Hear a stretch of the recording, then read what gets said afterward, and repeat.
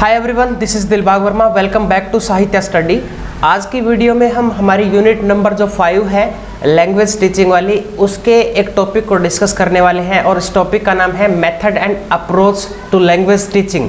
आज हम उन मेथड्स को पढ़ने वाले हैं जहां से पेपर में डायरेक्ट क्वेश्चन भी पूछा जाता है और इनडायरेक्टली भी यहाँ से एक दो क्वेश्चंस आते हैं। और आपको ये मेथड जो है वो लिखने की ज़रूरत नहीं है। इसकी जो पीडीएफ है वो मैं अपने टेलीग्राम चैनल पर डाल दूंगा और वीडियो के डिस्क्रिप्शन में टेलीग्राम का लिंक दिया है, वहाँ जाके आप इस पीडीएफ को डाउनलोड कर सकते हैं ताकि आपको ये सब नोट डाउन ना करना पड़े। ठीक है, तो चलिए आज हम शुरू करते हैं method and approach to language teaching. हमने मेथड पढ़ने हैं आज लैंग्वेज को टीच करने के लिए, यानी कि जो सेकंड लैंग्वेज होती है हमारी, जैसे फर्स्ट लैंग्वेज हमारी हिंदी है और सेकंड लैंग्वेज जो है इंग्लिश है। इंग्लिश टीच करने के लिए हम कौन कौन से मेथड जो हैं वो यूज करते हैं। ठीक है, तो चलिए पहले हम बात करते हैं। फर्स्ट मेथड है द ट्रेडिशनल मेथड और जीटीएम। जीटीएम का मतलब होता है ग्रामर ट्रांसलेशन मेथड। ठीक है, और ये ट्रेडिशनल मेथड है, ये सबसे पुराना मेथड माना जाता है और इंडिया में मोस्टली यही मेथड जो है वो टीचर यूज करते हैं। ठीक है, अगर मैं बात करूं हमारे स्कूल्स की, जो हमारे गवर्नमेंट स्कूल हैं या जो भी जो कोचिंग इंस्टीट्यूट है जो इंग्लिश बोलना सिखाते हैं, वो भी मोस्टली इसी मेथड का यूज़ करते हैं। वो जैसे एक एक उन्होंने टॉपिक अलग से डिवाइड किया हुआ है। जैसे प्रेजेंट इंडेफिनिट टेंस का उन्होंने अलग टॉपिक बनाया है, प्रेजेंट कॉन्टिन्यूस का अलग बनाया है। ठीक है, ऐसे करके टॉपिक उन्होंने अलग अलग डिवाइड किए हैं और पहले वो ग्रामर के रूल सिखाते हैं, उसके बाद वो उनको ट्रांसलेट करते हैं, इसलिए इसको बोलते हैं ग्रामर ट्रांसलेशन मेथड। ठीक है, चलिए पढ़ते हैं इसके बारे में। GTM emphasize on the study and translation of written language. किस पे एम्फसाइज करता है ये? रिटन लैंग्वेज को ट्रांसलेट करने में। Reading and writing are considered language skill. Student are made up learn grammatical rule and are asked to use them in the exercise. इसमें क्या है, सबसे ज़्यादा बच्चों को ग्रामेटिकल रूल पे ज़्यादा फोकस किया जाता है। ये चीज़ें सिखाई जाती है, ग्रामेटिकल रूल्स, और फिर उनको बोला जाता है कि तुम इन रूल्स को अप्लाई करो, एक्सरसाइज करो, इनकी प्रैक्टिस करो। ठीक है, it's main focus on grammars rule and list of vocabulary. इसमें उनको वोकेबलरी भी सिखाई जाती है। ठीक है, और फिर उन वोकेबलरी और ग्रामर्स रूल की हेल्प से उनको इम्प्लीमेंट करना है, जो हमारी फर्स्ट लैंग्वेज है उसको ट्रांसलेट करना है सेकंड लैंग्वेज में। ये होता है द ट्रेडिशनल मेथड और जीटीएम मेथड। बहुत ही इजी मेथड है, सबसे ज़्यादा अपने इंडिया में इसी मेथड का यूज़ किया जाता है। और इसके बाद है दूसरा मेथड डायरेक्ट मेथड और कन्वर्सेशन मेथड। देखो, डायरेक्ट मेथड और कन्वर्सेशन मेथड से क्या बात चल रहा है? कन्वर्सेशन से मतलब कि वार्तालाप, बातचीत से, यानी कि बोलने पे एम्फसाइज किया जाएगा। Introduce by Maximilian Berlitz. ये किसने इंट्रोड्यूस किया था? भाई हमने नाम याद करने हैं जिसने मेथड को इंट्रोड्यूस किया है। ठीक है, उसका नाम हमने याद करना है। ऐसे पेपर में मैच मेकिंग में पूछे जाते हैं क्वेश्चन। ठीक है, it is known as natural method भी इसको बोलते हैं।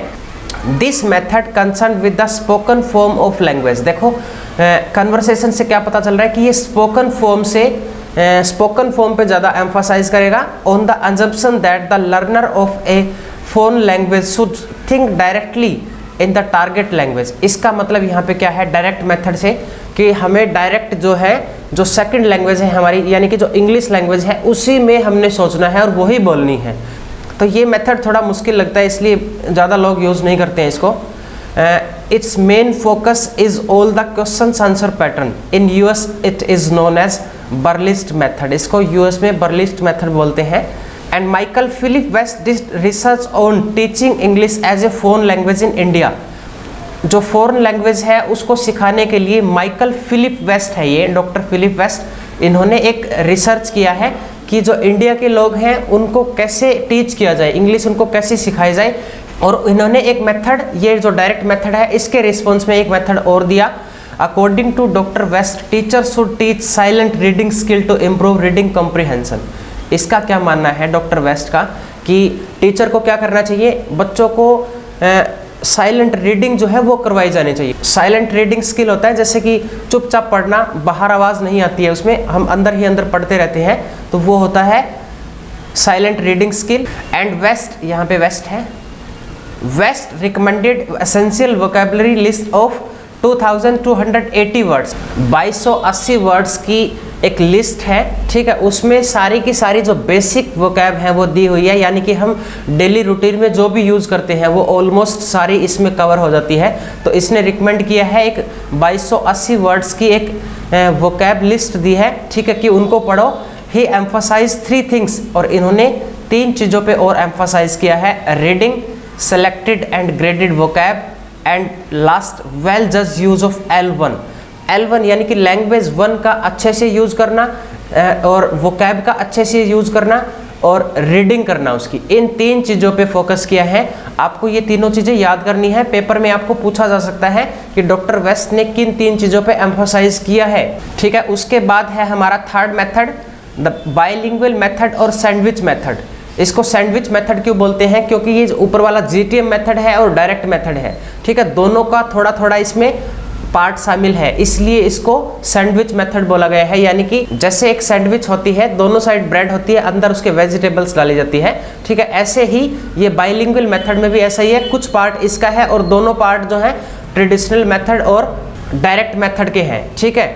तो इसको बोलते हैं सैंडविच मेथड। अब देखते हैं इसके बारे में। बाइलिंगुअल मेथड, बाइलिंगुअल क्या होता है? बाई का मतलब होता है 2, ठीक है, जिसमें 2 लैंग्वेज यूज की जाती है। CJ डॉडसन प्रपोज दिस मेथड, ये याद रखना, CJ डॉडसन ने इसको प्रपोज किया है, इस मेथड को, इसको इंट्रोड्यूस किया है। The teaching begins with bilingual approach and becomes monolingual approach. पहले स्टार्टिंग में बाइलिंगुअल अप्रोच होती है, बाद में मोनोलिंगुअल हो जाती है। पहले 2 लैंग्वेज का यूज़ किया जाता है, बाद में जो हमारी L1 है यानी कि लैंग्वेज जो फर्स्ट है उस पर बहुत ही कम एम्फसाइज किया जाता है, धीरे धीरे उसका यूज जो है वो बंद हो जाता है। फिर हमारी बचती है लैंग्वेज सेकंड, इसलिए ये बन जाती है मोनोलिंगुअल अप्रोच लास्ट में, ठीक है।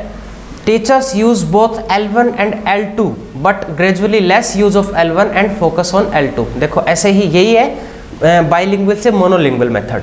इसके 3 स्ट्रक्चर हैं। There is 3 phase structure of presentation, practice and production. इनको याद कर लेना अच्छे से। Model followed in the classroom where the lesson start basic dialogue. Start पहले क्या होता है? क्लास में बेसिक डायलॉग से शुरू होता है, and then moves on the variation and the recombination of basic sentence and end up with the extended application. और बाद में ये एडवांस लेवल पे जाके खत्म हो जाता है। ओके सर, अगला मेथड है हमारा audio lingual method. Audio lingual से देखो क्या पता चल रहा है। स्टार्टिंग में एक बार टाइटल पे देखो ऑडियो है, ठीक है। ऑडियो मतलब कुछ सुनने की बात होगी ना, सुनने पे, लिसनिंग पे ज़्यादा फोकस किया जाएगा। The term audio lingualism was coined by Nelson Brooks. Nelson Brooks ने इसको कॉइन किया है इन 1964 में, highlighting the basic belief of structuralism. Speech इसमें प्राइमरी होते हैं। As direct method had serious drawbacks, audio lingual method and came into existence, ठीक है। Audio lingual method, direct method जो है वो ज़्यादा कुछ खास चला नहीं था, उसके ड्रॉबैक्स होने की वजह से ऑडियो लिंगुअल मेथड को इंट्रोड्यूस किया गया। This stress the need of oral drilling. इसमें ओरल ड्रिल की जाती थी, यानी कि मौखिक जो हम बोलते हैं ना उस पर ज़्यादा एम्फोसाइज किया जाता था। मौखिक, oral drilling, pronunciation and mastery of formal properties of language. 4 type of drill इसमें यूज़ की गई हैं, और वो ड्रिल कौन कौन सी 4 हैं?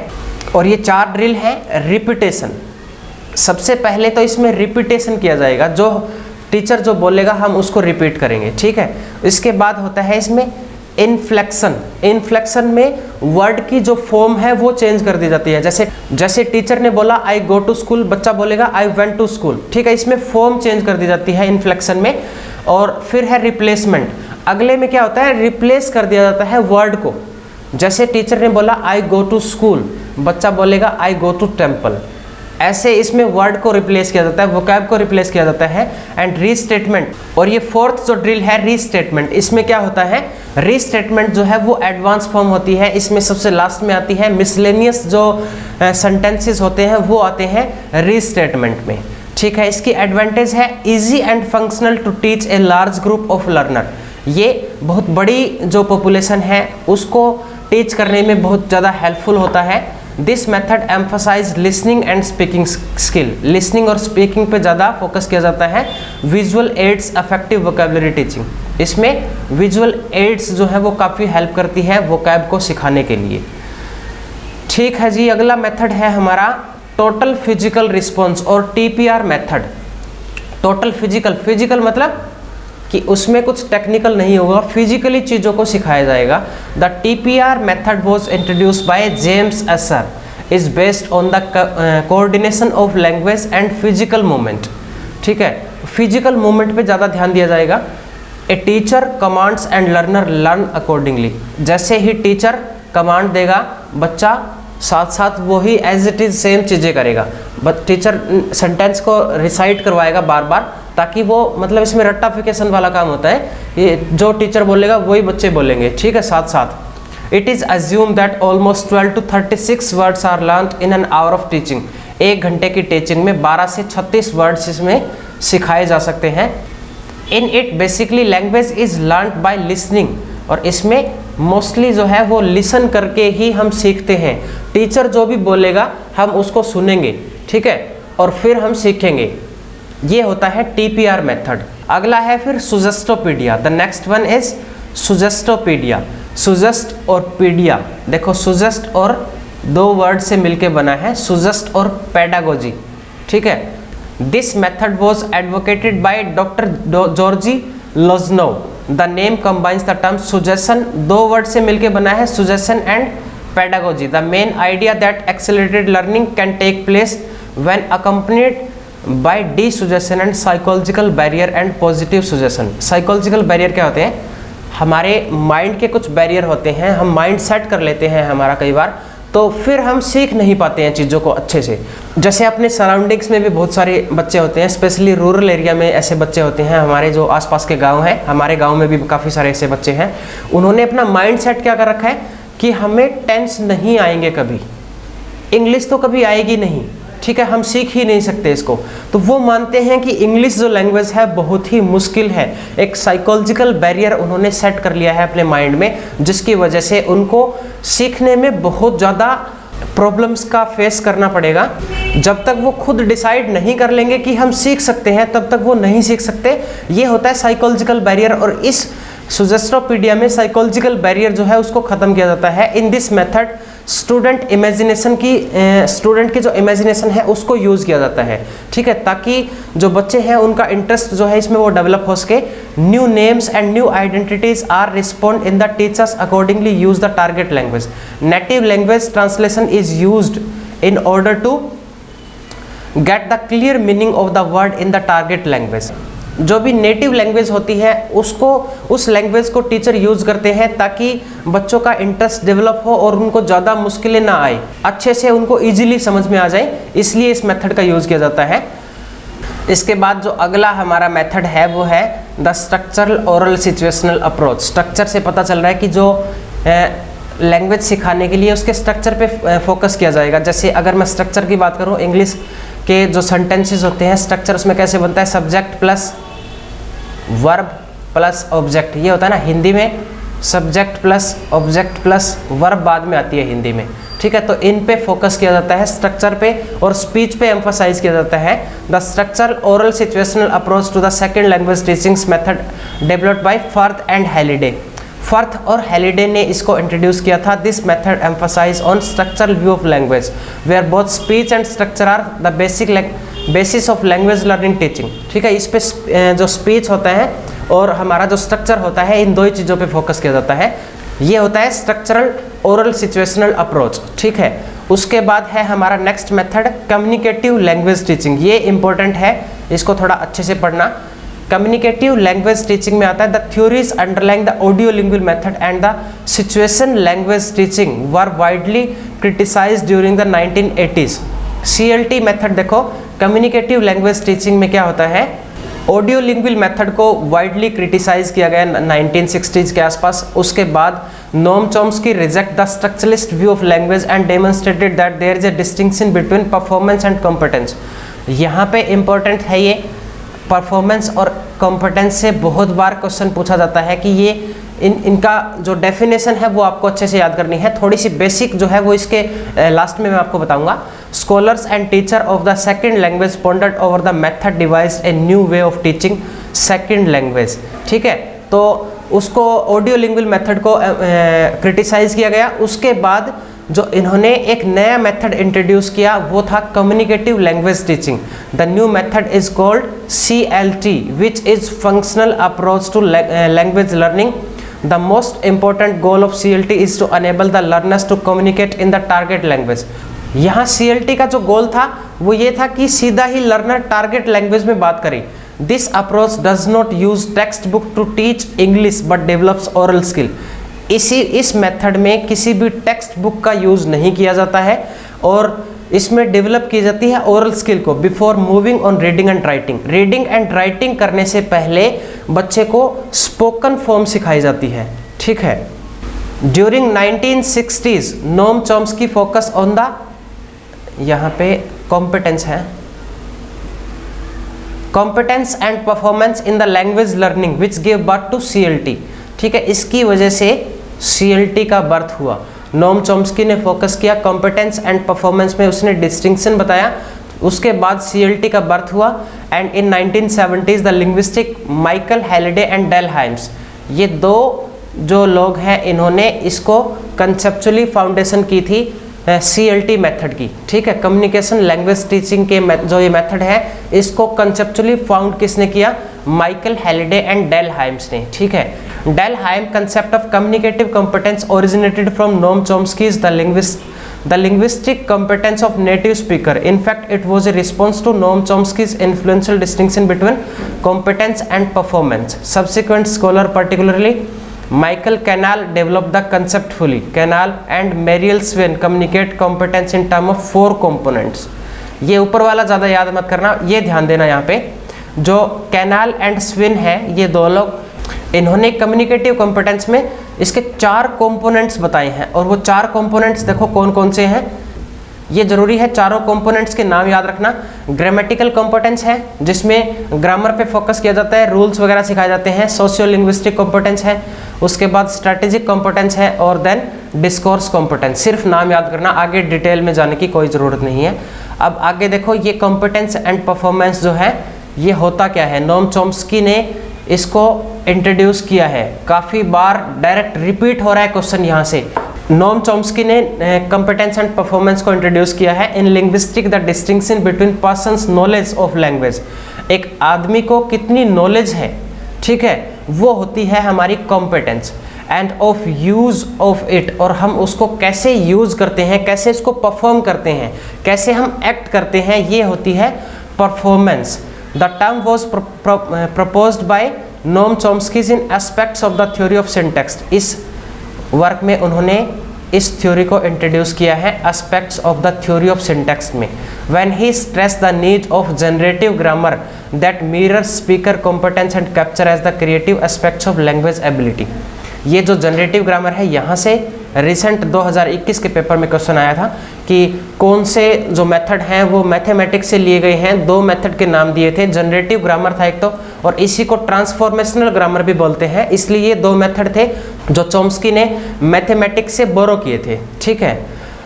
चलिए अगला हमारा मेथड है natural approach. Stephen Krashen and Tracy Terrell developed his approach in 1970s. It was mainly intent for learner at basic level. Natural approach सब में होती है, अलग अलग अपनी अप्रोच है, वो अपने नेचुरल तरीके से कौन कैसे सिखाता है, ये होता है नेचुरल अप्रोच में। इसमें लेकिन उन्होंने कुछ पर्टिकुलरली चीज़ें बताई है। The main objective is to promote language acquisition in the classroom in natural way, कि बच्चे जैसे सीख सकते हैं उनको नेचुरल तरीके से ही सिखाया जाए। This approach has been linked with Krashen's monitor model. जो स्टीफन क्रेसन है उसने एक मॉनिटर मॉडल दिया है, उसके ऊपर बेस्ड है ये, उससे लिंक करता है। This approach uses activities which promote subconscious language acquisition. These activities are, और ये कौन कौन सी एक्टिविटीज़ उन्होंने बताई है, ये है कंटेंट एक्टिविटीज़। सबसे पहले है content activities, after that affective humanistic activities, personalised activities and problem solving activities. In 4 activities को इसमें यूज किया जाता है। उसके बाद देखो कुछ और लिखा हुआ है नोट में, the natural approach is often regarded as language teaching application of Krashen's monitor model. जो अभी मैंने बताया था कि ये लिंक करता है क्रेसन्स के मॉनिटर मॉडल से। यहाँ से प्रीवियस ईयर के पेपर में क्वेश्चंस आया हुआ है, और ये क्वेश्चन था कि जो क्रेसेंस का जो मॉनिटर मॉडल है उसमें उन्होंने 5 हाइपोथेसिस बताई हैं। नीचे ऑप्शंस में दिए हुए थे, उनमें से पूछा गया था कि कौन सी हाइपोथेसिस जो है वो उन 5 में से नहीं है। ठीक है, तो हमने पांचों जो हाइपोथेसिस है वो याद करनी है। पहली है एक्वाजिशन लर्निंग हाइपोथेसिस, दूसरी है monitor hypothesis, then input hypothesis, fourth है natural order hypothesis and then affective filter hypothesis. ये 5 हाइपोथेसिस के नाम आपको अच्छे से याद करने हैं।